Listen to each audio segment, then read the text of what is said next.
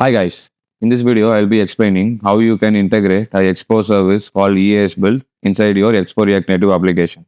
So previously I have made multiple videos on integrating Expo services, and I explained a feature called Expo Prebuild which you can use inside your development build.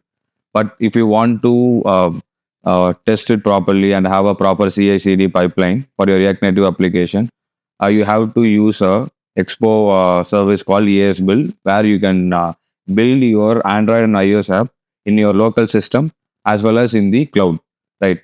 So this video I will dive deep into how I'm going to integrate this feature inside my application, so you can do that inside your own, right? So let's get started. So here, this is the initial concept about EAS Build. EAS is nothing but Expo application services, which is a free and as well as a paid cloud solution provided by Expo to build our apps locally in our system or in the cloud for faster iterations, right? So, for example, let's assume or let's take that you are in a big corporation, and then they have multiple teams. So you are in the mobile development department, and you are the team lead, or you are a team member there, and you are tasked to build a mobile application. So you have, let's assume that you have built the application, but you have to provide it for your team members as well as your internal QA testers to test it, right? So in order to do that, if you are using or what is it, like Bear React Native or Kotlin or Shift, you have to make your own CI/CD pipelines with the fast lane, or like connected with GitHub workflows, which will automatically send the builds to the internal team, or the preview team, etc. Right. So, but with Expo, they provide us with a paid solution called Expo EAS Build, where all of these things can be taken care of directly from the Expo dashboard. Right. So this is the application that I have made last year. Now I'm trying to like upgrade it from iOS 17 to iOS 26, right? So with the glass UI, etc., right? So you can see this uses the current latest iOS version of 626, right? And then here you can see like it has the glass UI, right? So as I move between these tabs, it automatically it provides the glass UI, which I will explain in the later part of this Expo series, right? So now what we are going to do is we are going to create a separate application, and then in that application we are going to implement ES builds, right? But the thing is, as I said, this is a paid solution, so you have to understand what is the cost to do this, right? So I'm going to go to their website. Here you see, I'm right now in the free plan. Okay, so in the free plan, actually, this week, as this is September 27, this week on September 25 or 26, they reduced the bills from 30 to 15. But that's not a problem if you are in a agency or a corporation. This amount of money is not a problem because this streamlines your process and it saves your time. But you can also build the same, like you can do the ES builds within your local system as well, which I will explain in this particular video. Right. So this is the cost.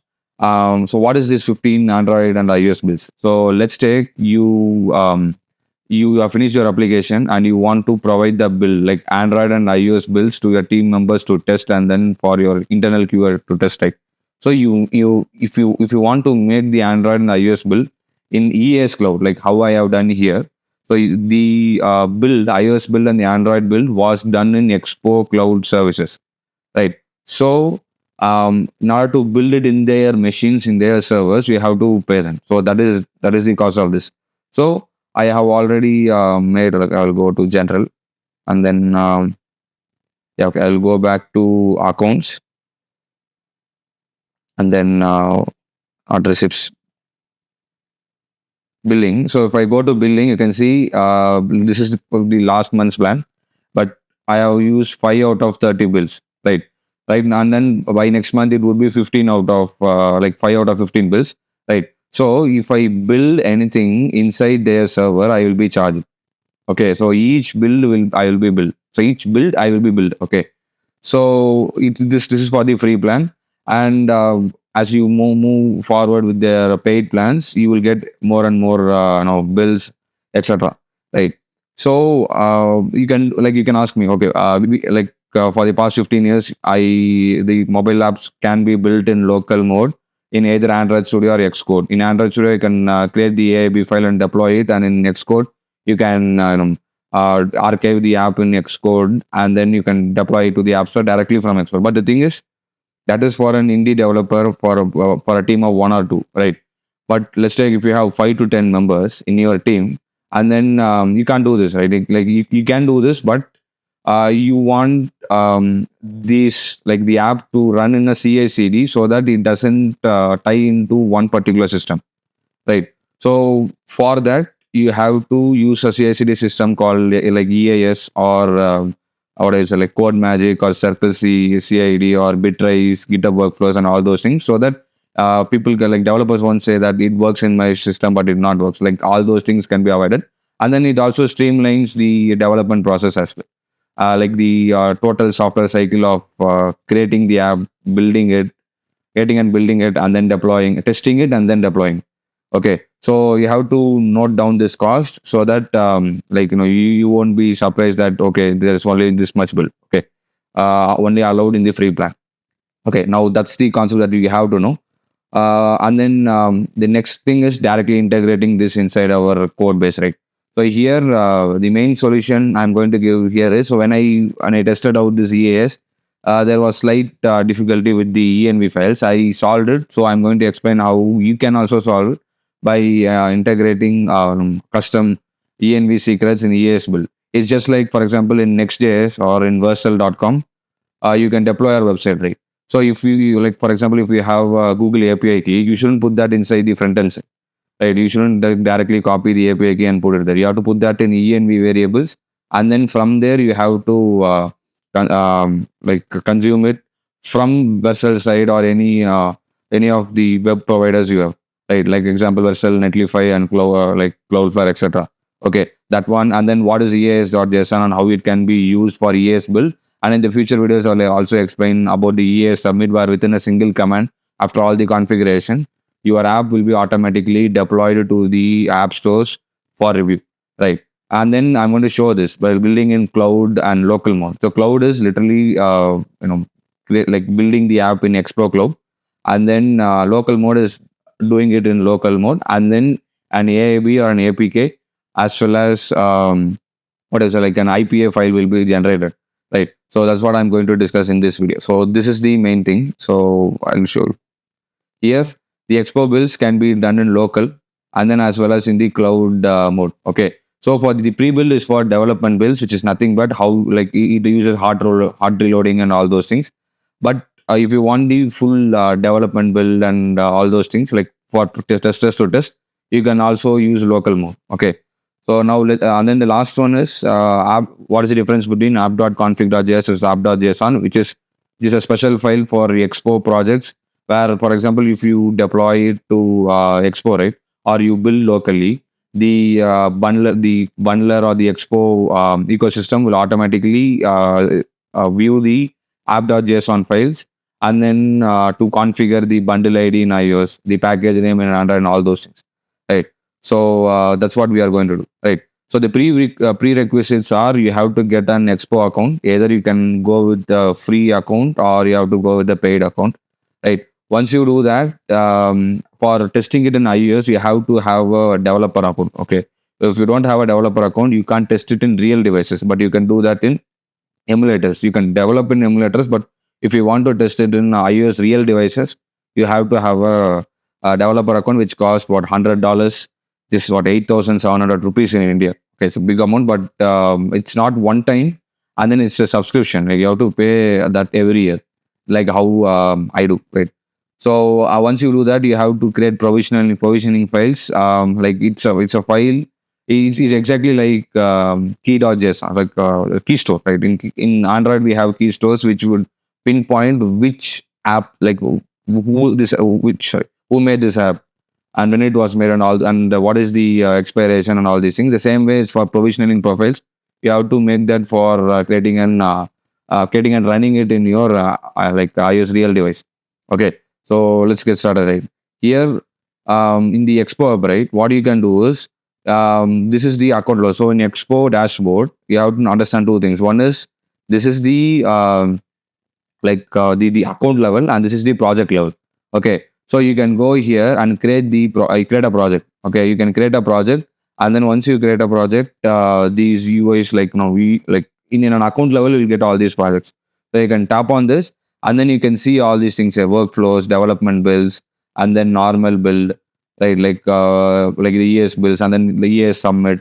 Or the update is like what is the Expo updates, and then here is hosting is for hosting websites and API roles, which is the servers in their no in their ecosystem, right? So push notification, nothing but Expo push notifications where we can send notifications to our users. They have everything required to make a full-fledged full stack applications in their dashboard. Okay, so now what I'm going to do is I'm going to create a project. So I'm going to go here, and then let's go here. So in this side, I'm going to create a new project. So let's go to the terminal. Okay, let's create. Um, so I'm going to create this project.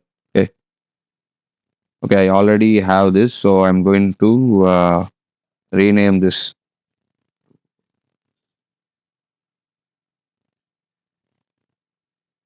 Okay, I'm going to. So this will create that project. Okay, now what I'm going to do, I'm going to delete this. So I'm going to delete this project. So I can show you from scratch, right? So I'm going to settings, and I'm going to okay, okay, I'm going to delete this project, start deletion, and place.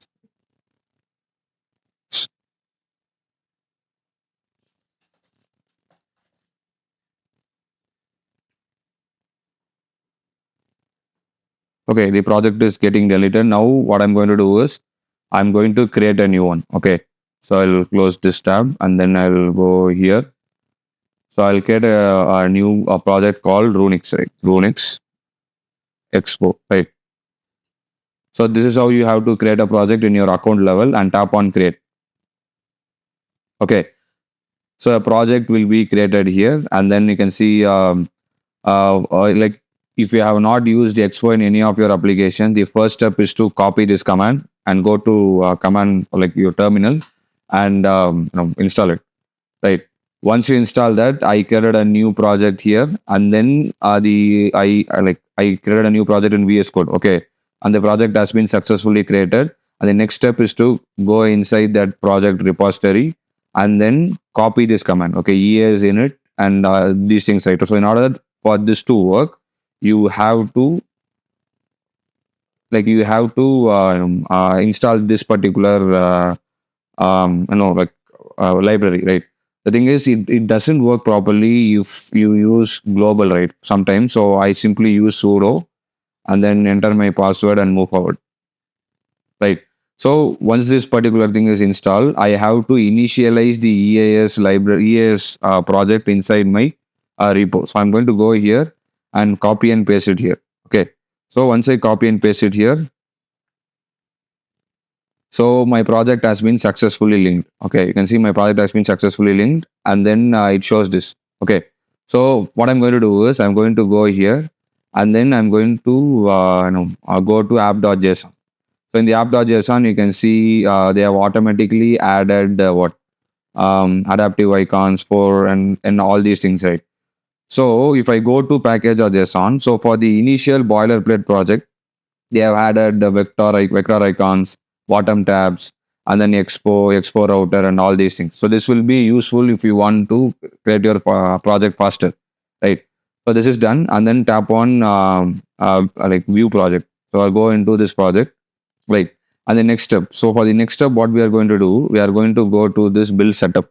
Okay. So this is their documentation, and then inside the documentation, so we have run this, and then this has successfully installed. So we'll scroll down. The next thing is we have to do EAS login. Okay, let's do EAS login here. Let's EAS login. Okay, so I already signed it as this one, but I'm going to sign in again.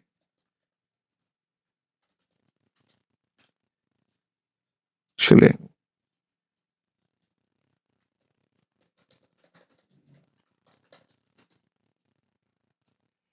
Sorry.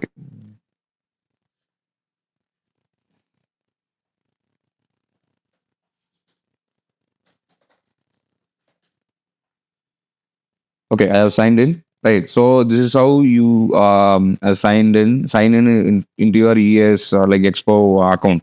Right. Once you have done that, what you have to do is you have to configure this. Right. So copy this and then paste it here. Okay. So configure your build right here. Which platforms do you like to configure? I want to configure for all now. So once I have run this command, EAS.json file has been generated. So let's go to that file. So let's go to EAS.json. So in the EAS.json, you can see we have a lot of things here. The first thing you can see is CLI, right? And then the main thing we want to work on is the build, right? So in the build, you have development mode, preview mode, and then like production mode, right? So what are these, right? So I'll go back here, and then okay. So the first thing is, so in a big application, right, in big React Native or in any big like app, people like we would have multiple flows, right? One is preview mode, development mode, and production mode. So let's take you add a feature called maps, right? Like for example, I added this map box, right? The thing is, it may work in my device, the same logic as before. Like, bro, it works in my system, but what if it doesn't work in iOS 15 or in some other lower end devices, right? Like like if you push it directly to the Play Store, right? And then if it crashes, then you lose business. Okay. So in order to prevent all these things, in mobile app development space or in any software development phase, we have development mode and production mode. So you like in Expo, as they already know all these things, they have automatically packaged the EAS stuff with development mode, preview mode, and the production mode. Okay. So what you can do is you can create a build for in development mode, and you can create a build in production mode. So if everything works in development mode, it will automatically work in production mode, right? So you can create the development mode and then provide it to your testers to internally test it, right? And once everything is good, okay, everything is working, then you can push it to the app store, right? This is how all the software cycle works for back end, front end, and anything, right? So here this is called profiles, like here development mode. Let's assume mode, preview mode, and production mode. Okay. In Android we have something called flavors, and then in iOS we have something called schemes. Okay, test scheme, development scheme, and then production scheme. In Android we have flavors like the same development mode, staging mode, test mode, and all these things. Okay, so remember this, right? Development mode, preview, and production. Now the next step is to install this package. Okay, to learn. So let's copy this and then paste it here. Okay, not here. Sorry, here. Okay, so install this and then it will automatically get installed here. Okay, so it added packages. Now I'm going to go here, and then here comes the part which confuses a lot of people. Right here, if you run this command, yes, or this one, it builds directly inside here. Okay, it builds here. So what happens? Like it will not, like it will. Okay, I'll go to building, and then if I scroll down, it will increase the build size because if you run this command, it will build in Expo Cloud. Okay, it doesn't build in your local mode. So in order to make this run in your local mode, you have to use this command. So I'm going to scroll down, and then here EAS build hyphen profile development, like development, and then platform. All these things are there, right? So here in the local mode, I appended with local mode, right? So for the ES builds, if I literally copy this command, okay, I'll do this, right? I will copy this command so that it will run in the development mode. So I'll scroll down. It will run in the development mode, and then it will build in development mode, and it will build in the Expo Cloud, like in Expo Cloud. So it will be built for that. Okay, so I'm going to copy and paste it here, and then if I press enter, right, you can see what happens. resolve development mode environment, and then okay, here I will explain what is this later, but what would you like your application ID to be? So I will use com dot runix expo. Okay, and then it initializes it, generate a new key store. Yes. And then what happens, you see, if I go, okay, compressing project files, and then it uploads all the project files directly to EAS, like which is the Expo, right? Once it does that, if I go to the dashboard, and then if I go inside, okay, not this. If I go to overview, and then here, you see, this is being queued, okay, which is like it is going to get build, okay, waiting for the build to come, build in process. Right. Now this is like now like if you go here, you can see your what I say, like your Android app is being built in their cloud. Right. So as it's building in their cloud, you have to pay money. That's the simple task. So what they do internally is once a queue like a build task has started, they provision new machines or new servers which run like Mac OS, what is it like images or containers or like Linux containers, which is going to like create this Android build or the iOS build. Okay, the iOS build has to be run on Mac OS, but the Android can be built on both the Linux and Mac OS, right? So they are creating a new worker instance which is going to like literally build your app in the cloud. And then once the everything has been successful, what happens is if I go to account and then if I tap on this, you see, I can get a build artifact. Okay, so I can get this build artifact or like which is an IPA for iOS. It will be APK or AAB for Android. Okay, so what you can do here? So here I will scroll down. Like if I tap on this is an APK. So I can take this APK and provide it to my testers, okay, manually or in an automated way, and then they can install it in their device and test it, and they can run Maestro E2E test and all these things. Okay, so and then this is just for testing, but how can we deploy it to the app store? Is you go here and then you can see there's an AIB file. So you can't download an AIB file. Sorry, you can download an AIB file, but you can't install it in your app because AIB file is just to like upload it to Google Play Console.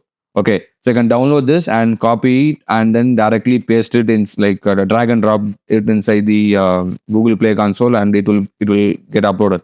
Okay, so if I go back to account and then this one, so you can see it is getting built. Okay, once it gets built, you can see all the logs. It is preparing the project, reading it, and then all the stuff that can happen in local mode as well, but it happens in their ES cloud. Okay, so this is for the Android side, but for iOS side, what we you can do the same way. Let's go into that. Sorry, and then let's run the same command. But what I'm going to do is I'm going to run this command in local mode. Okay, so profile development local mode. Let's copy this and then paste it here. Okay, so if I run this in development mode, let's see what happens. So it's okay. Let's not do local mode. Let's do production mode. Right. Copy this. I will provide all these commands in the description or in another link so that you can directly copy and paste it. Okay. So here, let's see. What is the okay? Just yes. Okay. Do you have an app? Okay. So as I said, you have to have an Apple account. Let's put no. No problem. If any of the next step will require an Apple account access, we'll ask you again. Okay. So let's do that.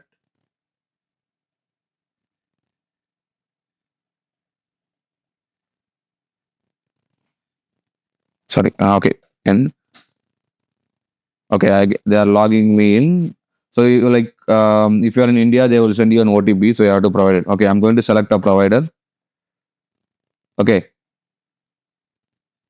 Okay. Yes. So here, what is this generation Apple provisioning file and etc. I will explain. So I'll generate a new provisioning file. Okay, all these things are created. Okay, all these things are being generated, right? So you can see everything is taken care of by Expo, right? So when I started this React Native development journey 5 years ago, I had to do all these things manually. Okay, but here you can see it is getting built locally right here. So in order to do this right, you have to go to the Xcode and then make all these configurations in the Xcode file, etc. But you can see I didn't go to Xcode, I didn't do it anything there. I'm just directly doing everything inside the command prompt itself. That is the power of EAS builds, right? So you can see a production build is being generated directly from the command prompt.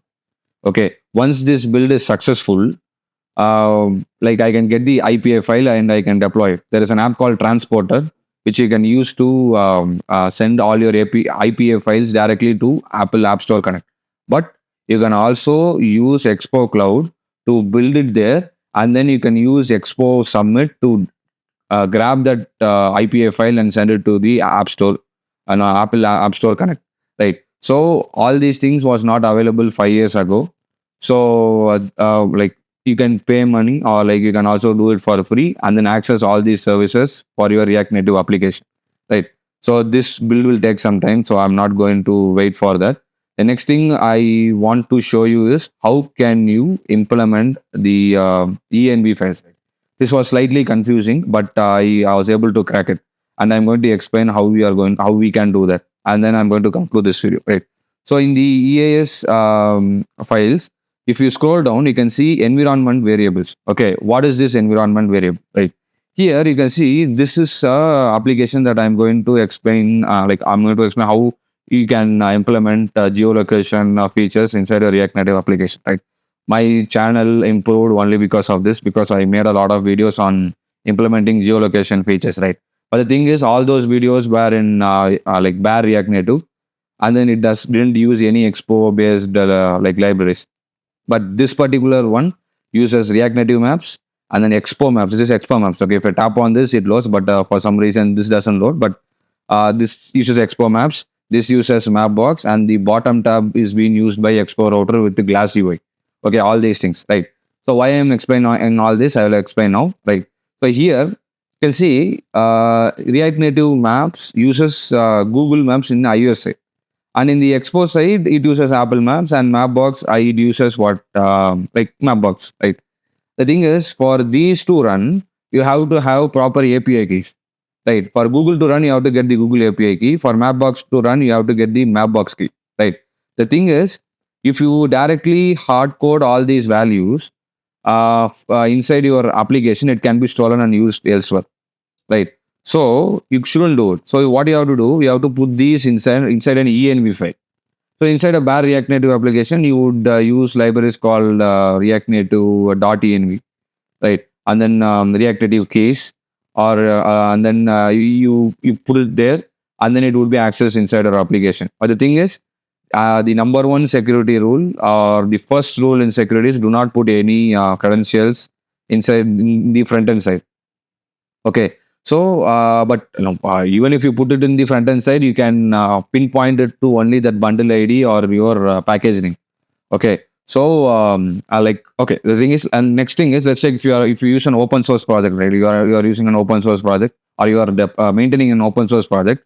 Like, in order for all these to run, you have to use an env key, right? But you don't want to put that directly in a public GitHub repository. So what you can do, if your app is using Expo, right? Expo framework, you can put all those things inside the environment variables here. Okay, you can put all these things here, and then you can directly access the values inside your application. Okay, so I'll show you how. And then why I'm emphasizing on this should be done for any app which uses environment variables with EAS build. Okay, so if you are going to use EAS build, right, what happens here? If you see, if I go to builds, and then if I go here, whatever, like here, you can see prepare credentials and all these things are here. So when this particular whatever instance is being like called up, and then the app is being built, right, it goes into the EAS configuration on the environment variables of your whatever you have configured in this project, and grabs those things and then injects those things in the right places. Okay, So for the EAS build to properly recognize all the environment variables here, you can either add it here, right? Or you can use like commands like env push and all these things to do it. Okay. And then the next thing is, for sometimes you won't use the same env credentials for local mode or the development mode or the test mode. Okay. So for all those things, the same way you can create two env files and then push it and then you can use it. Okay. The env.local can be used in the development mode, but if you want the EAS build to access only this, right, you can use this command and use it there, right? The next step, I'll go here. So what we are going to do is, so the map box has two tokens. Okay, one is a secret token for downloading the Android Gradle files, and the second token is to render the map inside Android and iOS. Okay, so this is a secret token, and this is a public token, as said in their web dashboard itself. Right. So the secret token should never go inside the JS files, and then the public token has to be in the front end side. Okay. So how you can do this, right? So you can do this in the way that I'm going to explain now. So here you have okay, I'm going to go here. Okay, this was very useful. So solution for using environment variables in Expo with EAS build. So I'm emphasizing on this section because this one has so much traction and people want to have a solution for this, right? So here in the app.json, all these files are there, right? So uh, I want to create an env file, and then in that env file, what I can do, I can add all those things here, right? So the same thing that I'm going to do. So in this project, I'm going to create an env file dot env, okay, and then I'm going to create another env file called .env.local. Okay, so in the .env file, what I'm going to do is I'm going to create two variables. The first variable is the secret token. So I'm going to go here, secret token. So I'm going to call it mapbox secret token. Okay, and then this is like 1, 2, 3 something, right? And the next one is I'm going to create another one called public. Okay, public token, you can name it anything, right? Public 1, 2, 3, 4, right? So the thing is, this can't be accessed in the JS side. So you have to be very careful. This can't be accessed without okay. Here, this can't be accessed in the these two. Both of these things can't be accessed in the JS file. If you want these to be accessed in the JS file, you have to use expo underscore public underscore mapbox public token, right? Then this can be accessed in the JS side, but it can't be accessed outside that. Okay. So why we need to have these conventions, right? So I'll go to the documentation, and then if I go here, you can see environment variables. Okay. In the environment variables, you can see a plain text expo variable that holds the URL of a API server, a plain text variable to select an app variant, or let's say Sentry auth token. Okay.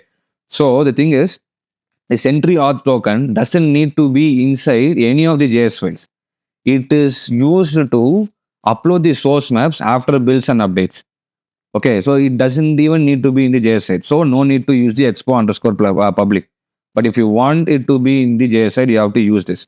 Well, they took this inspiration directly from Next.js. Okay, so Vercel introduced a way to use the environment variables directly inside the JS side for the front-end applications to use.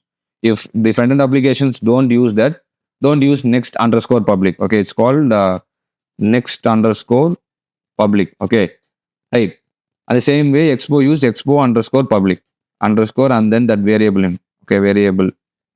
Okay, so this is a way you can you can take an analogy and then you can mix them together to understand. That's how I understand a lot of things, right? So here, so what is this, bro? Like you can ask me. So where are we going to use this?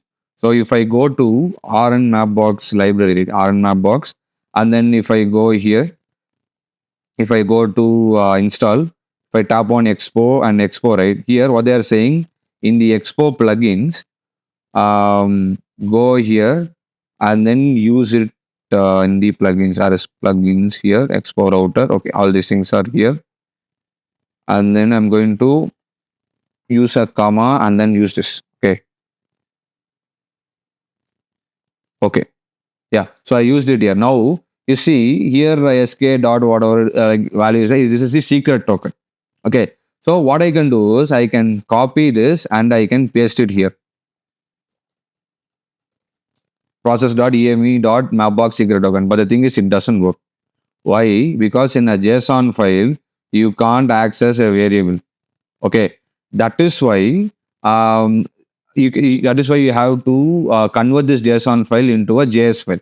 I took inspiration from an app called Social, like a Blue Sky. Okay, they have open source their entire React Native like what I tell project. So Expo React Native project. So if I go to app.config.js, let's literally copy what they have done. So they have used pkg equal to like package equal to like they have retrieved the JSON file from package.json, and then they have converted the app.json file into a JS file. Okay, so I'm going to do the same thing. So they have did this to access the access the variables, right? Like all the env variables from there. Okay, so the thing is, Expo checks if you have a app.json file or an app.config.js file. Okay, so you can convert this safely so that you can change a lot of things here. Okay, and then they also use something like app clips and all these Sentry files. Like you can see Sentry auth token. You can see the Sentry auth token doesn't have public underscore. Okay, because it doesn't need it, and then it is used directly here. Okay, in the server side, in the part which is not relevant to the front end side. So I'm going to go here and then copy this literally, and then first change this file name. Change this from app.config.js. Okay, I'm going to do this, and then I'm going to copy this, and then I'm going to use a return statement. Return, and then okay, let's go here. What they have done? Return. Okay, return.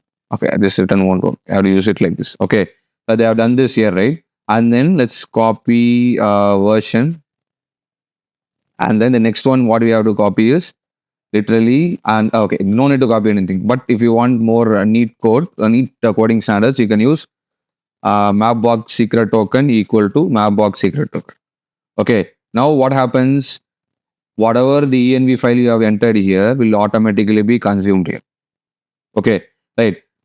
So how to push these inside the Expo dashboard? So what you can do is you can simply copy and paste this command. Okay, so I'm going to copy this. So this command is nothing but either you can go and copy and paste the env files one by one, or you can use this command to push the env file inside your account level or the project level. Okay, what is account level and project level? So this is the account level. Okay, this is the account level. And then if you, I think, scroll down in the environment variables, you can find it in the account level. But if you want it to be in the project level, which is this, you can do the same thing, and then you can scroll down, tap on the environment variables. Now, what I'm going to do, I'm going to go here, copy this. Okay, but I'm going to change this one to account level.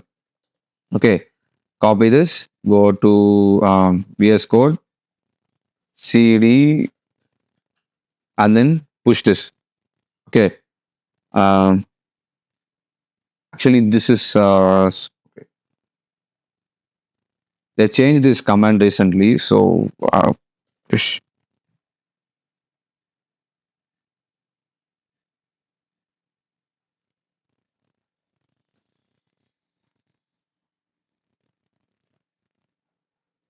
Okay, they said they changed it, but no problem. Here, I got this command from here. Secret is to push, right? So let's copy this and then change secret is to push. Okay, let's use this and then copy and paste it here. Okay, so it would automatically be pushed there. Okay, okay, this token is not there, right? So I'm going to remove this. Or okay, let's push it again. You can see they said EA or ENV push insert, but okay, no problem. So here Mapbox secret token and Expo public Mapbox a public token has been pushed. So I'll go here, reload this page. You can see I got all these things, right? I got Expo public map token and then Mapbox secret token. can see Expo public variable. Variables prefixed with this should never be considered as a secret. This is not okay. These variables will be visible in the plain text in compiled application. Do not store sensitive and like all these things are there, right? As I said, this will not be compiled in the app. This will be compiled in the app. But the thing is, we need this to be compiled in the app because for the map box to run, right? That's a requirement. So that's how you can do it. That's how you can like what else like attach a environment variable inside your expo project which will be used in EAS projects. Okay, the same thing, if you can also configure the .env.local file to run this here 1 2 3 4, right? We can do 4 5 6 and then 6 7 8. Okay, so when you run a development build locally, right, it will take this particular env file. So what I'm going to do, I'm going to run simply npm run iOS. Okay, if I do that, you can see env is loaded from here, env.local, and then all these things, right? So you can see no development build. Okay, in order to run this development build, no development build for this project is install a development build on target device and try again, right? Simply do npx expo prebuild. Okay, once you do this, native files will be generated, and then you can simply run the command of npm run iOS. Why you need to do this is we are going to use native libraries like React Native Maps, Expo Maps, and all these things, and that won't run in Expo Go. Okay, so in order for those to run, you have to use this command, right? So all these things are being installed, and then what happens? You can run the command, and then the env will be loaded from env local, or if you want, you can will be just loaded in the .env. The main thing why I'm saying all these things is the .env, like any of the env files should not be uploaded to any like your GitHub repository. Someone can take it and use it use it for their own advantage, right? So you have to keep it in secure walls like this, so it will be accessed properly. The same way, let's go to Blue Sky app. Here you can see env.example. They didn't even give anything, right? Like they just gave they just gave the env.example, and then people can see, okay, this is how they used it, right? Exactly how I'm doing now. So that's what I'm saying here, and then I'm going to run npm run iOS, and once that is run, it will grab all the env files from here and then load it and then use it inside your application. So that is how you make these things, right? And you can see the expo. I ran the what command? Okay, I ran this command called EAS Build hyphen local, right? So as you can see, like an artifact has been found, like the IPA file was generated, and then if I tap on this, right? Okay, let's go to here. You can see an IPA file was generated. Okay, with this EAS Build hyphen local. So I built the Expo app in local mode, and I have the IPA here. Okay, and then what I can do, if you don't want to use Expo Build in the cloud, Transporter App Store. Okay, there is an app called Transporter. So I will go here, open App Store. Right. You can see there's an app called Transporter. I can download this app, and I can drag and drop this IPA file inside here, and then it will be sent to the App Store. Okay, right. So you can do that in that fashion. And then if I go here in the development builds, you can see this also got generated. Okay, so I ran a iOS build in my local mode, in EAS build in local mode, and then I ran a EAS build in the Android for the Android app in Expo Cloud, and both of them work properly. And the same thing, what I can do is there is an app called Expo Orbit, so I'll use Expo Orbit. Okay, let's use Expo Orbit. You can download this, and then you can download this, and then I'm going to download and install it. And then if I tap on open with Expo Orbit, right, what you can see, it provides me all the iPad simulators and my real devices there. Okay, what is happening? It is downloading that build in the Expo Orbit app, and then it is going to install it. Okay, the same way, if I tap on install, you can literally scan this QR code, and then you can use it in your device. So I can copy this and I can paste it here. I'll copy and paste it here. Okay, it went here. Okay, so how to install this build on Android. Okay, I'm going to go here and then run npm run Android. The Pixel 9 Pro will open up. You can see the Pixel 9 Pro got opened up. So I can go to Expo Orbit, and then okay, the build is installing. Okay, something. Okay, it's getting opened up. So I have to wait. The thing is, if you tap on install, right, what you can do is this, but you can share this QR code, or you can get this link, right? You can copy this link, and then you can go to this will be slow. So I'll go here. Okay, I'll go to Chrome, and then in the Chrome, I can copy and paste this, or I can scan, like in a real device, you can scan this, or you can, okay, I got it. Okay, so I'll paste it here. And then you can see I can download the APK file from Chrome, and then I can install that, and then I can use it in my application.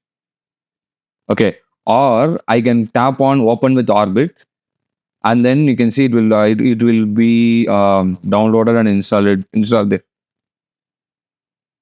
Easy, right? So that's the power of EAS Build, right? So I'll go to connect. Okay, I have to run the debugger here. Okay, it's being done, but that's what I'm saying. So you can now run, like I'll say the differences from 2020. Like before that, I didn't do development, but from 2020 to 2025, 26, right? What has happened is you had to do all these things manually. Okay, you have to generate the build in Android Studio or Xcode. You have to take that. You have to, or you have to use GitHub workflows to manage this flow and all these things. But with the Expo EAS build, you can either run this thing in Expo Cloud and use their internal services, like like you can install it directly in your Expo Cloud. Like you can provide QR codes for your testing members to test it, or you can use Open with Orbit to directly install and download and install the APK or the IPA files and all these things, right? This was not possible 4 years ago. You have to have custom made workflows and all these things for React Native applications. But as time progressed and the last 5 years, Expo has implement, like if 3 years ago there was no concept called ES build or Expo Prebuild, nothing was there. There was only way called Expo Go, and then you have to use it there. But they have now introduced everything required to make a full-fledged application. So the main selling point here is, why is this useful? For example, if you are a big agency, right, or a software consultancy shop or a dev shop, right, and then you have a white labeling software, etc. What you can do is you can literally create the app, and once you create the app, you can make custom Expo plugins. So, for example, this is the app, right, like social app, which is nothing but Blue Sky app. So you can go inside this plugin, and you can see they you can make scripts which the Expo which Expo runtime the build will automatically catch, and then it will make the changes there. So, for example, if let's say you have a white labeling app and then 5 production applications use it. Before, what you have to do is you have to create flavors, schemes, and then custom themes and all those things. It can be done. It doesn't mean that it can't be done, but the setup was huge. Okay, so you can't get it up and running much faster.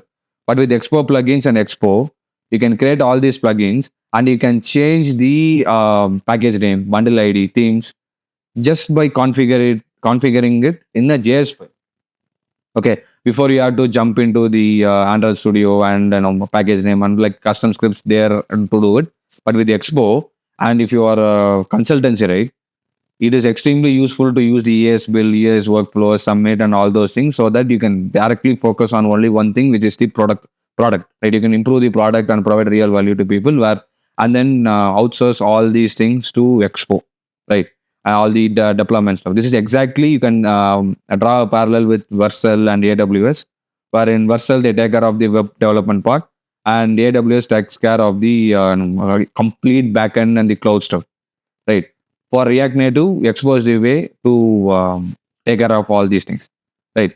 So that's it for this video, right? So I have explained how you can, create a, like, first, like, create a new project in Expo, and then what is the difference between Expo Prebuild and EAS Build, and how you can run it locally and then in cloud, as well as how you can like use Expo EAS services to run it in your run it in your emulator or in your simulator with the help of Orbit, and then provide this QR code or this link for your team members to test internally. Right. The thing is, this is just the start of a huge series because they have so many services baked into them. Right. It's exactly like AWS where they have S3, EC2, Fargate, and all these things. The same way, here we have to understand all the services that they provide to master app development. Okay, if you only understand EC2, right, in AWS, you can just spin up a server, but you have to understand how you have to work with like images, and then how what's the CDN, and then how you can spin up multiple servers with the EKS and all these things in AWS. The same way, EAS build is just one part. Okay, with the help of EAS builds, we are going to combine that with workflows. We are going to combine that with submissions, ODR updates, and then we are also going to host a website, literally a website with EAS hosting, and then which can be used for landing pages, right? And then we are going to use Expo push notifications with APNS and FCM and all those things, right? So stay tuned. So this is just a starting, and then as we move forward, I'll go more deep into this, right? So I'll go here. So here, if I scroll down, we have Expo Go, CNG files, development builds, and then config plugins, Expo modules. Here, we just uh, jumped into only one thing, which is Expo EAS build. But a lot of confusion arises in why can't I build in local mode? Yes, you can do. Yes, you can upload it just like normal React Native, bare React Native. But if you want to go use all their services like Expo Summit and all these things, you have to build it in their cloud. We just touched the tip of the iceberg here. We have Summit workflows, ES updates, and E2E testing, and so many things.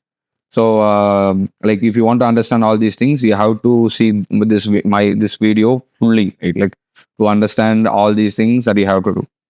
So we have two things, Android and iOS. So for Android, you can build in local and cloud. For iOS, you can build it local and cloud, and then you can push it to the App Store in Expo itself. Right. So that's it for this video. I will see you in the next one.